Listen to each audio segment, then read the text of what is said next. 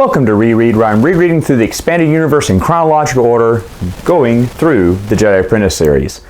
Now I'm going to talk about Book 6 of this series, written by Jude Watson, called The Uncertain Path. Picks up where the last one left off. Obi-Wan is fighting for peace on Melida, Daan, and he and his little young freedom fighters make it happen. They finally get both sides to surrender. They capture all the weapons from the elders, and they are now going to establish a new peace treaty on the planet.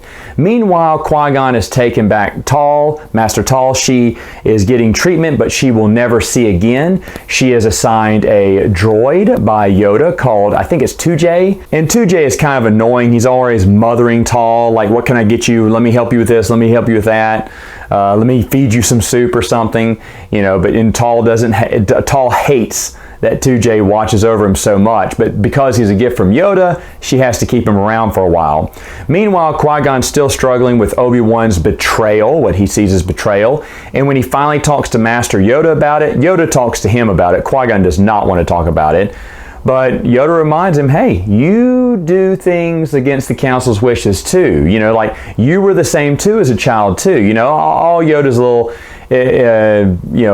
ways that he talks to Jedi, and remember you well, I do. Well, another young boy I remember, you know, and Qui-Gon knows he's talking about him when he was young, but it's different. Obi-Wan made a choice. He went, choice you made for himself. You know, like, Qui-Gon drew the line and everything. I can't do the whatever Yoda's speech was, but it was really good. And if we know Qui-Gon from the movies and from the expanded universe, Qui-Gon does lead by whatever the Force tells him. He does break the rules and disobey the Council. And so then Qui-Gon's thinking, well, should I have disobeyed the Council? And yeah, Obi-Wan was swayed for a good reason. It wasn't like he chose evil, not like Xanatos. He feels betrayed like when Xanatos betrayed him. Qui-Gon thinks that Obi-Wan, he's comparing Obi-Wan and his last Padawan. Both of them betrayed him. But Obi-Wan's, he kind of understands, but still, he just doesn't want to take him back, you know. And he has the same conversation with Tal later on. Meanwhile, Obi-Wan and the young are trying to establish a peace treaty with the elders, and they make a decision. This council of the young decide that the first thing they're going to do is tear away the halls of memory or whatever, because that's just messages from the dead telling them to avenge my death, fight on, and they want to get rid of those places. But yet a few of them are like, well, let's stop destroying things because there's really not many buildings left. Let's start rebuilding this planet. And that faction grows over time. And Obi-Wan and Cersei, his friend, the girl, feel that way too, but Nailed is diehard. Half of the youth are like, no, we need to take down all of these halls of hate, you know, and we need to destroy first instead of build. And so it causes a little bit of turmoil in the young where they have to come to a vote on whether they're going to stop, destroying these halls of memory, or they're going to start rebuilding their planet. The votes are split all the way down. The deciding vote goes to Obi-Wan, who of course votes to rebuild. Neiled, whatever his name is, he gets up. He was the one wanting to destroy the museums or whatnot of hate, and he goes, you're not even from our planet. You're an outsider. You don't deserve to vote. You don't deserve to be on this council. He's just so filled with hate, like he wanted to destroy these buildings first before doing anything, that he hates that Obi-Wan didn't vote his way, so he starts warring. There starts turmoil between the young. Well, the elders see that, and of course they take advantage of it, and they start challenging the young. They throw a blockade up against the one of the halls, and they're going to fight the young if they try to tear apart these halls of history or whatnot. And so it comes to a showdown where Obi-Wan and Cersei have to go and, kind of calm down everyone. Well, then a firefight erupts, someone shoots, and we don't know what, but it shoots through and kills Cersei. And of course, the leader of the elders was her father, and the leader of the young, who was fighting against him, was Nailed, one of her best friends. So they both love Cersei, and they're both just utterly, broken men because of her death. Even Obi-Wan is sad. And Nailed is struggling with it. He's blaming everyone but himself. He's afraid that he may have shot her. The dad feels the same way because when shots were fired, he started shooting and then saw his daughter lying dead and thinks that, oh, did I do it? Like, they're both out of commission. Their lieutenants are really leading on and starting to build back up this war. They're, now the young are saying, avenge Cersei. They're falling back into this, war-torn history that the whole planet has had for centuries. And Obi-Wan's like, oh man, what am I going to do? Well, I can call the Jedi to help. That's what you do. And Qui-Gon knows this planet, and they know Qui-Gon. Maybe they'll listen to him. And but would Qui-Gon come? Meanwhile, Qui-Gon's at the temple, and he and Tal have been put on a job, an investigation with Master Yoda to find who's been stealing random things from the temple. It starts off random, then it gets to be lightsabers or expensive healing crystals or whatnot, and I mean into high securitized areas.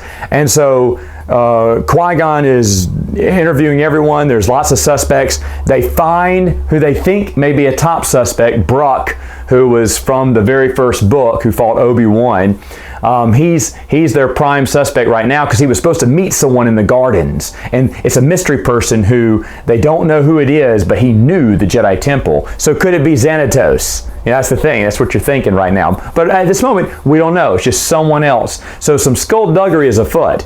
But when Obi-Wan asks pleadingly for someone to come help him, Qui-Gon sees the message. And it's a great scene. Yoda calls him in there. He's like, he thinks he wants an update for the investigation, how it's going. And Yoda plays that message of him. Once he sees Obi-Wan, he turns and walks away. Like, he don't want to hear anything, Obi-Wan. He feels so betrayed.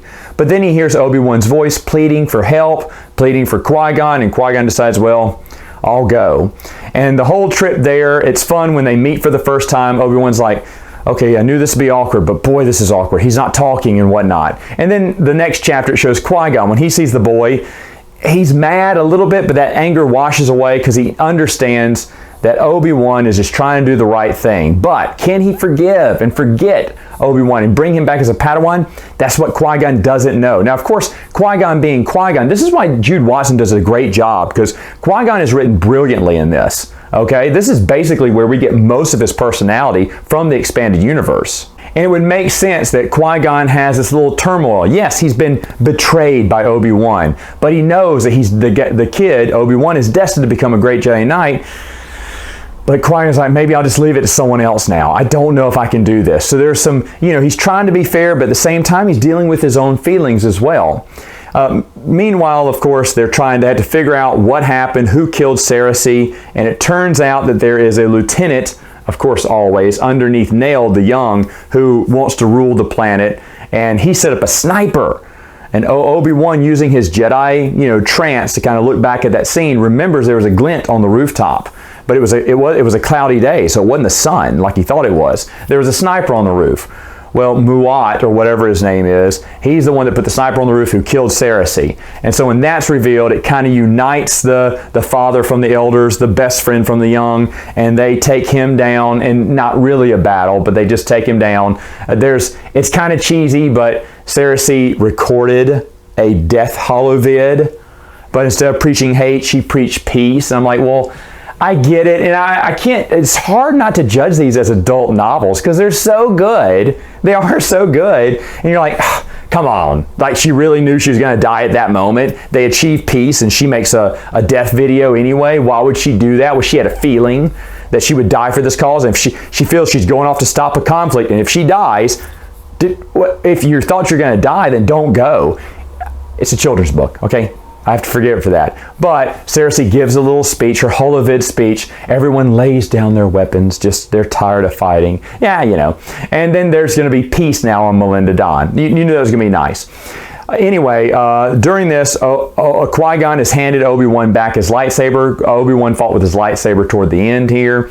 And Obi-Wan is going to go back to the temple, ask to become a Jedi again. He tells Qui-Gon, I believe I'm supposed to be a Jedi, but will you take me back? And Qui-Gon agrees with him, yes, you were meant to be a Jedi, but I don't know if that's me. I don't know if I can have you as a Padawan. And it's not being mean or ugly. Qui-Gon's just saying, but I don't know. You can hear Liam Neeson in this too. I can hear him so well. I mean, seriously, without Jedi Apprentice, I don't think Qui-Gon would be that memorable a character. because he's just so good in this series. And that relationship, again, the relationship that she builds with Obi-Wan and Qui-Gon is just so good. Where are we? 6 books in now? And it's just lovely. It feels like it just started. It feels like this is just one big novel maybe. Oh, what is it, 18 books and not a single one. You know, as far as I remember, Don't Slow Down. But we're in number 6 now. And it feels great. You feel like you're still stuck in the middle of the story. It, again, ends on a cliffhanger, because at this point, I guess they knew they're going to be approved for several more to come, I guess. But Yoda's life has been endangered at the Jedi Temple. They must rush home immediately. So again, you're going to see probably some more bonding here. But for the uncertain path, a good name for it too. I think that's a good title, because at first Obi-Wan feels at peace among the Melida Daan children. And then later on is questioning, well, should I have been a Jedi? If I'd have been a Jedi, I would have seen this first. Qui-Gon's right. And then suddenly he's like, he has that moment of clarity toward the end that, yes, I was always supposed to be a Jedi. I know I'm supposed to be. And again, if you're reading this and you're an adult, you probably are frustrated with Obi-Wan. Why is he so stupid? He's a kid. He's a kid. So all of this makes sense to me.